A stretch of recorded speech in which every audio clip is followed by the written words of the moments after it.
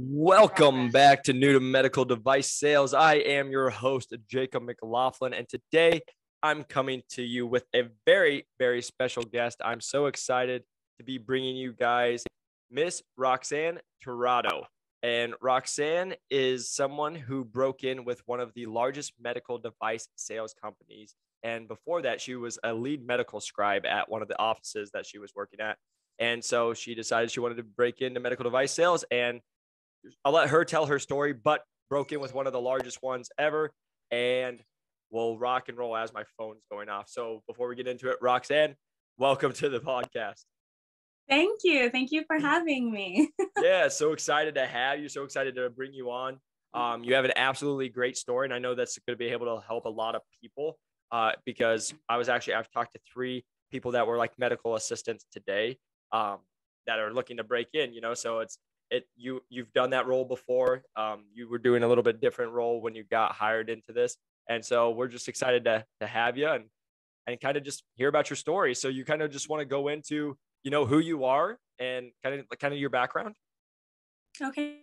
So I go by Roxy. So I'm Roxy. I grew up I was born in Torrance, California. Moved to Lake Elsinore. So like Riverside area. So I've pretty much been in the same area in Southern California for a while. I'm a first generation graduate. So I have my bachelor's degree in biomedical science. I actually was originally, thank you. So I was originally pre-med. I had everything ready for applications to go to medical school. But something just didn't feel right. I was very familiar with medical sales. I didn't know exactly how many divisions or how many different ways you could go about medical sales in general. So I kind of just decided, I'm going to put that on the side since I can't completely commit and just try and figure out what job can I get that is going to expose me to both worlds. So I'm not lacking on either end. I got a degree for a reason. I want to use it. So I ended up working for a surgery center and I was a lead scribe there, but I also did a lot of assisting with procedures and stuff. So a lot of, I guess you can say medical assistant work. So so my job doing that, I was in the rooms 5 days a week with the surgeon. Any surgical procedures we had in the office, I assisted with that stuff, as well as making sure all my free time every week of every month since I worked there for 2 years, I made sure I was in that OR. So I made sure I was building those relationships with all those surgeons. I actually got the opportunity to work with every surgeon pretty much in that practice. And it kind of went over 5 to 6 different specialties. So I really got really good exposure from general surgery, bariatric surgery, vascular, you name it. So that's kind of just my story there. And then I kind of just decided once I hit my 2-year mark at my job, what am I doing? I stumble across your videos and your podcast. And I'm like, oh man, okay, it's time. I need to be honest with myself. You asked that question. What are you lying to yourself about? Well, that was a pretty easy question. I didn't care about a title or any of that anymore. There are certain things that, as you grow up and your life changes. I got married. I'm 27 now, and going to medical school is a big commitment, and it's a lot of financial commitment as well.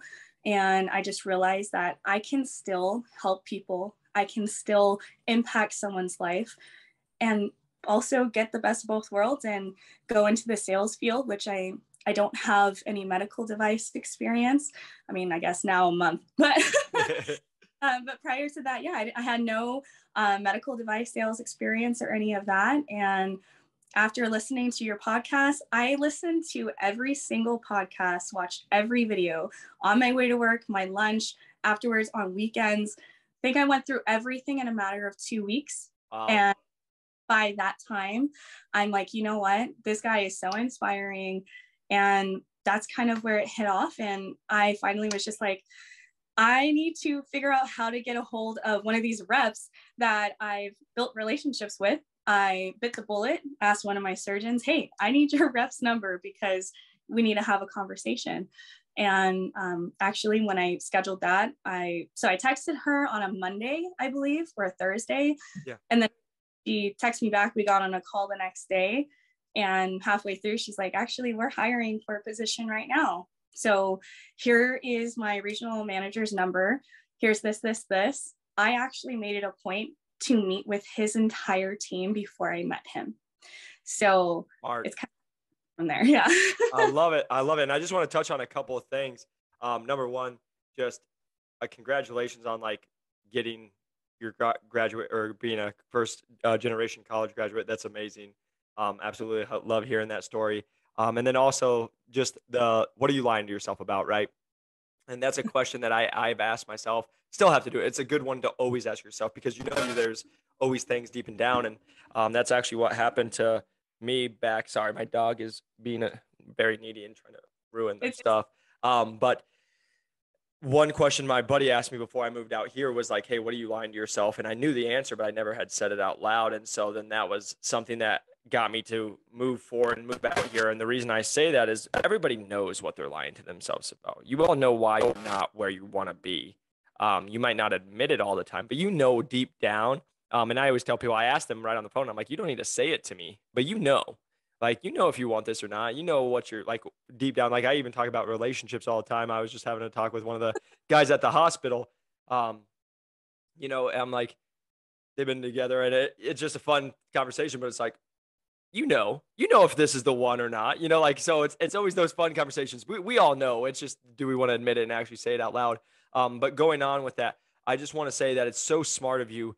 You knew you wanted to go into something in the medical field. You went and started working at a surgery center, which is a great place to make those relationships. And then out of that, this is where I always talk to people. When you're there, you just didn't do like an 8 to 5 or 9 to 5 and then get out, right? Like you went above and beyond. You made sure to meet every single person. You worked with everybody and you were able to make those relationships then to put you in a position for yourself when you were ready to ask one of your doctors to get you in touch with your rep. And then the last thing I just want to touch on is like how smart of you, we've talked about on the podcast, of like meeting with everybody on the team, because guess what the manager's going to do? They're going to ask the reps, hey, I want you to meet with this girl. And I think I want you guys to tell me. And they're like, oh, we already know her. She's great. Bam. That makes the story and that makes the process so much easier, because that's one of the biggest things. They want to see chemistry, but also when you've talked to them and met with people before you've even met with the manager, it shows your go-getter mentality of like, hey, I'm not waiting for things to happen. I'm going to go make them happen. Exactly. Yeah. No, I generally I love meeting new people. Yeah. And obviously I can talk if you allow me to. I can talk all day. But I love meeting new people. I love hearing new stories. I make connections with everyone in the OR. So every anesthesiologist, every nurse, every tech, anyone that was in the OR at any point, I know all of them now, and they're actually really close friends of mine. So awesome. They're sweet when I left, but yeah. Yeah. And it is a bittersweet with other careers. I've talked to people, like you make those relationships. They are like family. But it's also kind of like, what's the next step for you, right? You're continuing to grow and do that. The one thing I do want to just touch on, because a couple of the MAs I just talked to today, very similar position. One of them was actually a younger girl, very smart, graduated, but she's kind of getting to that point where she's like, I don't know if I want to go to medical school. And I've talked to a lot of people considering it. And this is just always a conversation. First off, the thing I'll always say, if you absolutely love it, you do it. It doesn't matter about the money. It doesn't matter the thing. If you love it, you do it. Now, if you kind of love it, that's where the conversation, or you kind of want to do it just because of the money, that's where the conversation comes in. Because I would say majority of my doctors, and when I say this, my doctors, when I'm personal training, right? Not my doctors that I'm working with as a medical device sales rep, because they have to say they love it because they're stuck in it, right? But when I've had the real life talks with my doctors that I'm training, like, and we're just talking about life, I've never had a doctor or a lawyer, one of those like big degrees, tell me, I'm like, if you were to redo your life, this was when I was 23 to 25, because I was still trying to figure out life. And I was like, hey, if you were able to redo your life, would you do the same path you did? And not one has ever said yes. And the reason behind that is because, for everyone listening, when you are doing it, it sounds like it's going to be great. But then what the reality of is, like for doctors, right? You come out for 12 years, you're in school, you come out, you're 31 if you're young, 35, maybe you're in anywhere today.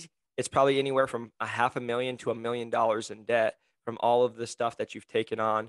Then you come in and now you're 31 to 35 before you even get into your career full time. But now you're in a half a million to $1 million of debt. So you have to work, not Yeah. get to, you have to work to make the money. And then here's the thing, you're either going to go work for somebody else, like a hospital, or if you really want to make money, you go start your own practice. Well, then you just signed on to, and you can become a partner in that, but then you just signed on to have employees. You signed on what to run a business. You signed on with dealing with employees who I don't want to come to work today. And you're trying to be a physician and your doctor. And that's what this is. And then also what people really forget about is we also live in a world where you go meet with patients and you think patients are great. A lot of the patients are horrible. They tell the doctors they suck. They're really rude people. And like, so that's who you're dealing with. And so like all these doctors are like, I sacrificed so much in my life. I gave up everything. I'm working all the time. I'm missing stuff in my own family's life because I have to be here. It's what I went to school for, but now I have to work because I'm in so much debt. And it's you can hear it going on compared to the conversation with medical device sales. And this is what I've talked with people. You can be in medical device sales, have a 4-year degree or under, and you can be able to break in and you can be in zero debt and you can still be making 2, 3, 500K. You can be making as much of as a surgeon and you don't Yeah. have any of the debt. And also, guess what? You're going to work way less normally Yeah. because you're probably not seeing all the patients, doing all the surgeries. You might be in there, but you're also not doing the follow up with the patients normally and all that. So I just wanted to touch on that piece, and you can expand on anything you would like to because you were thinking about it, right? I was never going to be a doctor, but you were thinking about it because of the fact of is I do have a lot of people that are pre-med right now, and they're flirting with the idea, but like they don't know if they really love it, and that's my whole thing. If you knew you were going to be a doctor forever, and this is what you really want, do it because that's what you love, right? And the money doesn't matter at that point because you're going to do it, and it's an investment for the rest of your life. But if it's something that you're like on the fence about, or you're kind of like second guessing, Yeah. my personal opinion would be like, you're probably going to hate it already because the amount of it's just like I talk about medical device sales. If you do it just purely for the money, I just made a podcast today, which just released today, and this will be next week's podcast. But if you just do it for the money, it's not worth it because the amount of hours, the amount of stuff you're going to have to put up with and deal with, it's not worth the money that we get, right? Because there's always another option to take on either more money or less money and have way less stress. And Yeah. so that's my conversation. So I'll shut up for a second and I want you to expand and talk about your thought process with that. Okay, so first thing, exactly what you said. If you are 100 to 100+%, there is nothing more that you can picture yourself doing. Like you go to sleep, you wake up at any point in the day, this is what I want. Then 100% go be a doctor, go be a PA, whatever it is that you desire to do. But if there's even 0.0001%, I don't care what it is. If there's any doubt in your mind that there is something else out there that you might want to do, like medical device sales, 100% you need to go for it, because I can tell you the same advice that I've been told, which is why I put myself in that position. Every single surgeon, every family medicine doctor, doesn't matter what kind of doctor, they've all given me the same advice.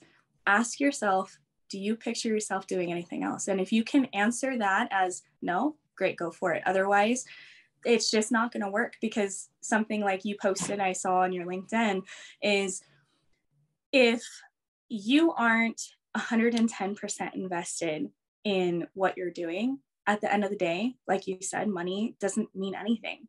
And you have to be happy. And that's going to come out in, your patient care. I can attest to that. I've gotten the amazing, experience to be able to work with, honestly, I'm biased, but the best surgeons on the planet. They all, if I was going to have gone that route, I would have loved to be any of them or worked with any of them. Yeah. Because they truly do love their job. Now with that, for me, I wanted, if I'm going to go in, I'm going to go all in. So for me, what's the highest you can go in medicine as a doctor? Well, I wanted to be a surgeon. I wanted to have my own practice if that was what I was going to do. And it's just not, it's not really much of a life balance that many people can commit to, and I was one of them. And it's just, I got to see that 5 days a week. And, I was with, towards the end, about the last year, I was with the same 3 surgeons. And it didn't matter, whether you're a woman or you're a man, it has nothing to do with it. If you value family time, you value personal time, there are other things outside of just medicine that you want to do, then you need to look at a different route, because it's what you eat, breathe, and sleep. And that's not just a saying. Doesn't even matter the specialty, but every single surgeon that I had, it was like, they were on call over the weekend. They come in, they were on call that Sunday night. They come and do clinic.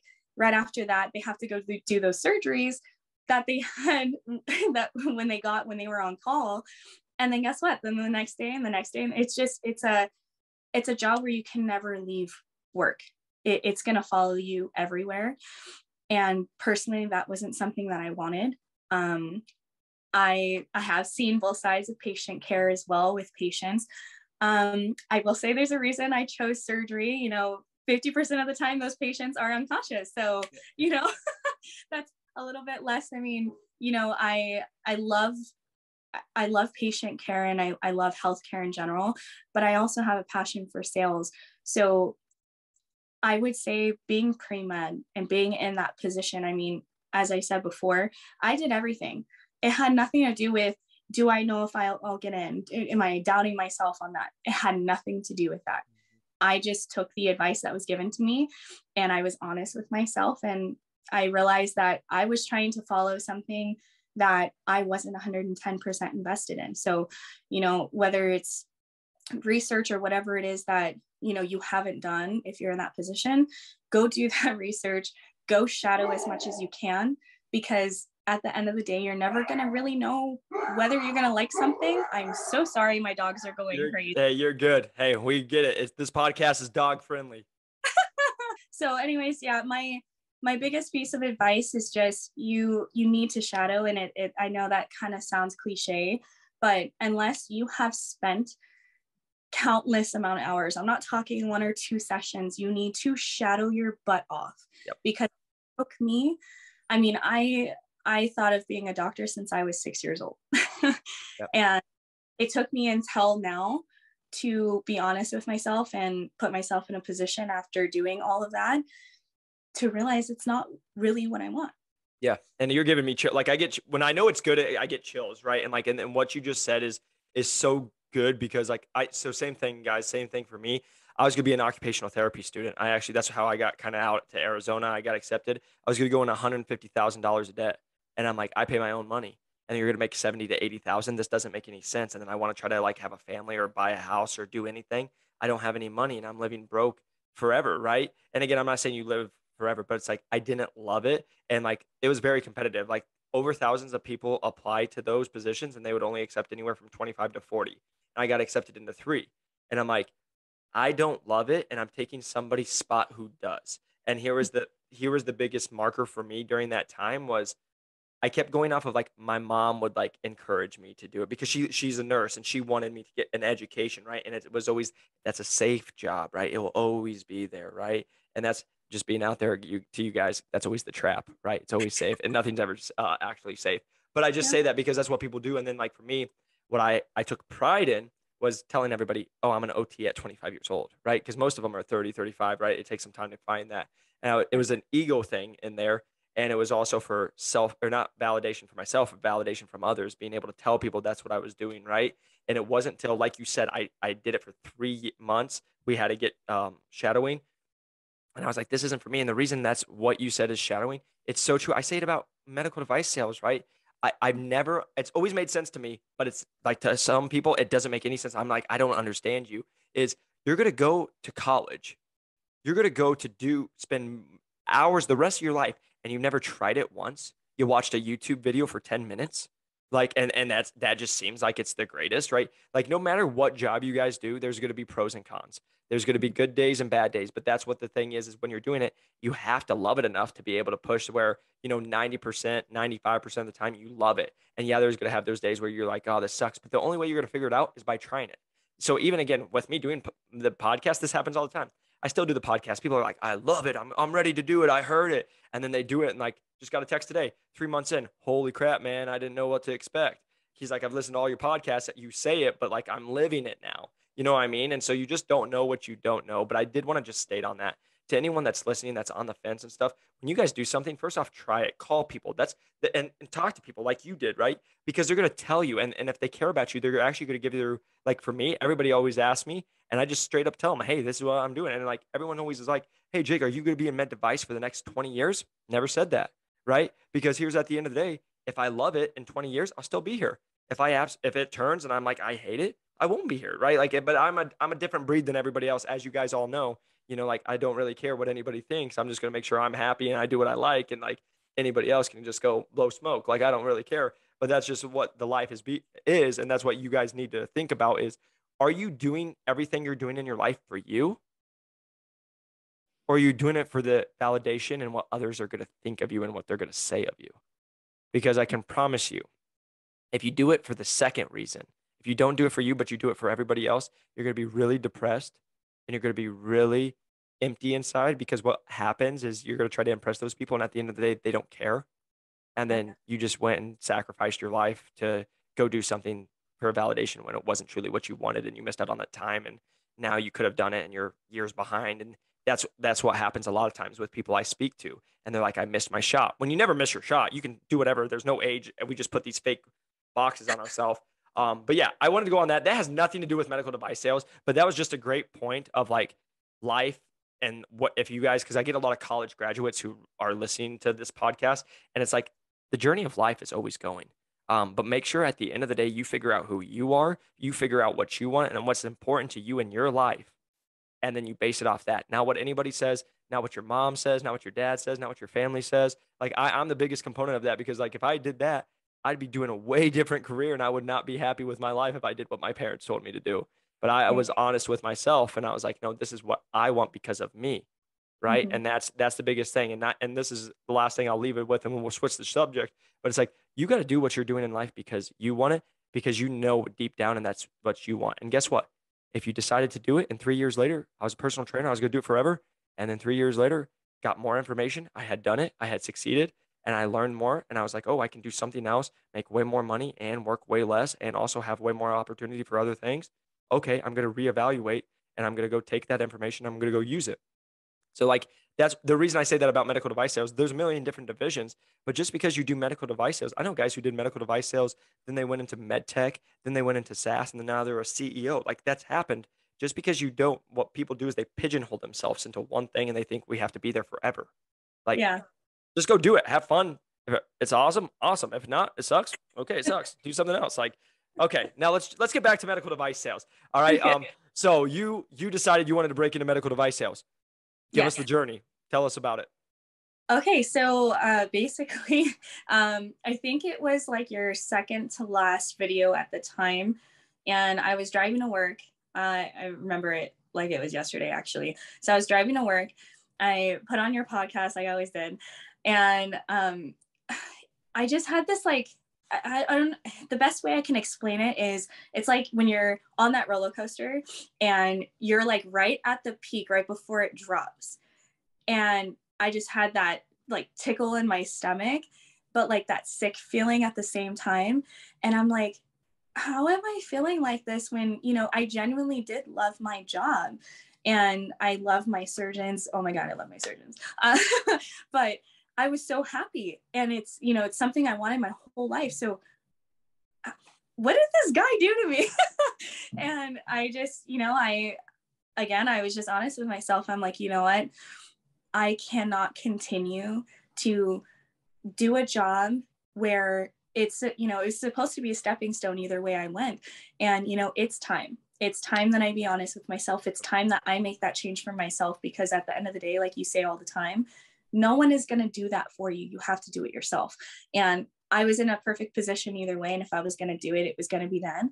So I remember I parked my car at the surgery center, and I called my husband and I was like, I'm going to do it. I'm ripping the Band-Aid off. It's going to happen. So that day is actually the day that I decided to ask my surgeon for that rep's number, because I'm just ripping all Band-Aids off today. Yeah. And so I got her number, text her, yada, yada. We have a phone call. I actually, many of your videos, you explain like, be available because these people have so much on their plate, as you now know. So I ended up taking that phone call at 6:30 in the morning before I had clinic that day. And it went amazing. I did not expect anything out of it. I just wanted to educate myself on, you know, something that I knew I could combine the best of both worlds. Because I knew if I was going to go into medical device sales, it had to be something in surgery. I love the OR. I love the atmosphere. It had to go that route. Yep. Yeah. I chose her. And after talking to her, we get through the conversation and she's like, you know what, we have an opening right now. You would actually be working with me. And it's been open for 2 months. And I think you'd be perfect fit for the job. Here's my regional manager's number, blah, blah, blah. And, you know, I followed up with her and whatnot. I actually asked her, I'm like, hey, is there anyone on your team that you feel comfortable sharing their contact with me? And she gave me all of them. That's pretty awesome. Much. So I ended up meeting with pretty much the whole team. I ended up texting him that night. So I got a text the next day. Everything was kind of like super quick because I know after listening to other things, you know, it's kind of a hit or miss. You never know. So, you know, I went into this thinking like, okay, you know, I'm ready. I don't care how many people I have to talk to, where I need to go. I'm going to start showing up at doors if I have to. And it was just one day after another. And so I ended up on a Zoom call with him and he made me feel so comfortable. We clicked automatically. Yeah. Really impressed at the fact that I told him, hey, by the way, I've met with most of your team because they, you know, he's like, you know, I would really like for you to maybe have a couple of interviews with so-and-so. But I already did that. So there were a couple of people I didn't. And so I did along that route. So I think in total, the process was probably, I want to say maybe 6 weeks in total. Yeah, which is pretty quick in this world. Yeah, so it was about 6 weeks. And along that time, I actually reached out to a couple of them. And there were a couple other reps, I'm not going to lie, I did talk to with other companies. Oh, of course, you have to. I'm like, I'm not putting myself in that position. But again, when I put my mind to something, I'm going to do it. And I don't care what I have to do. I was pretty set on that company. That was my top. Yep. And so I did everything I could to shadow that rep I had talked to. So I actually ended up getting in the OR with her.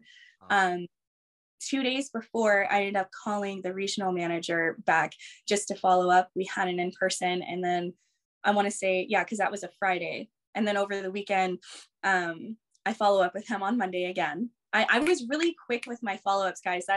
That I would say 100%. You've said it a million times. Now I'm going to say it again. Your follow-up is what stands out the most. And I think being pre-med definitely helped me with that, because that's how I managed to get surgeons to let someone that at the time didn't even have a degree to get in an OR, which is a setting. And a lot of people take it for granted. And that's, you know, that's a luxury to have. And that's a privilege. It's not something that is just given anywhere. So follow up was the biggest thing for me. And because I followed up right away, he didn't even have a chance to get in his car before I sent that follow up. I had everything kind of like drafted, and then I just kind of what I thought was most memorable or something that actually genuinely like I learned from it or I for it. So I mentioned that. And when I sent that follow up text, I got a call like 5 minutes later, and he kind of teased me a little bit, and he's like, oh, you know, how's it going? How is it meeting with so-and-so? I met with the VP of sales, and I thought that for the role I was going for was, you know, I was like, oh, this is serious. Okay, I'm getting there. And that was right after I had talked to him, and we kind of dragged out the conversation like 15 minutes. And then he was just like, so after all this, after I put you through all that, I put you through all these other interviews, you still want it? And I'm like, you're not getting rid of me that easily. Okay. Like, I'm still here. And he's like, all right, well, let's make it official. So kind of, you know, the rest is history. But I mean, I'm now, this is my 4th week now, I think. Awesome. Yeah. Congratulations. Yeah. Thank you. That's awesome. And you guys, what I want you to hear is the biggest thing. If you take anything away from this, Roxy put herself out there and she asked the question to get her a rep, to get in front of a rep, to talk to a rep. And then look what happened from there. She talked to one person that they just happened to have a position open, and then they hit it off. And even though you talked with a couple other companies, right? Like, but the first one you reached out to just happened to be there. They liked you. You had good experience. You hit it off with everybody else. And in 6 weeks, you're with them as a rep. That's the thing I want to just touch on. I didn't mention, but I did. So I was so desperate to get in contact with whoever I could. So with the people in the OR that I had made relationships with, they obviously work at other hospitals and stuff. Yep. And so other reps. So I got in contact with a lot of the people I did by networking, not just with the surgeon and not just with, the reps that I had direct contact with. You guys, if you really want that opportunity, you have to work for it, and nothing in life is going to be handed to you. So, and I learned that from Jacob. So no, I love it. And that's the best thing, networking, following up, like you said, was a big thing that helped you stand out. Any other tips that you would give to anybody trying to break into this industry? Networking is definitely the first one.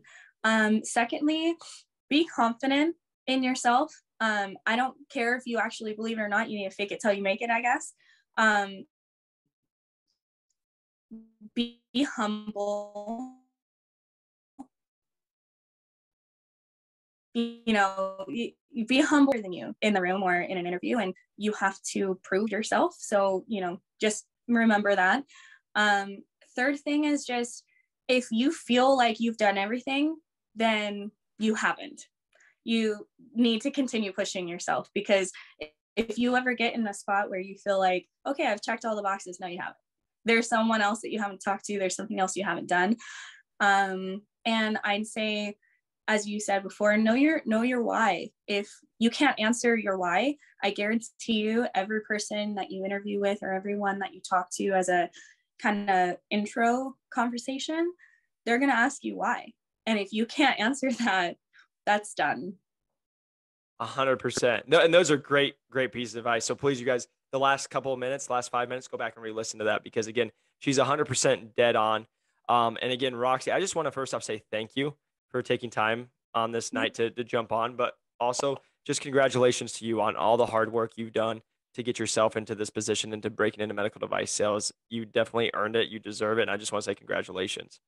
I appreciate that. Well, thank you, because I wouldn't be sitting here if you weren't beating it into my head and, being the one that slapped me in the back of my head through the phone, like, hey, chop, let's go.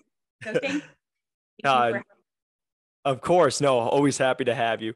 And again, you guys, if you haven't, you can press that like and subscribe button. It helps us grow the YouTube channel. A 5-star review helps us grow the podcast so we can help more people break into this awesome industry. And then if you guys haven't, you can go and check out my new to medical device sales. I just made a course that we've talked about helping people break in. At this point, Roxy is one of them, I've helped over 350 people break into medical device sales at this point. And all the top names: Medtronic, Stryker, Johnson & Johnson, Smith & Nephew, NuVasive, Olympus. The list goes on, right? It's not just distributorships, which we've done, Arthrex, all that good stuff, ConMed.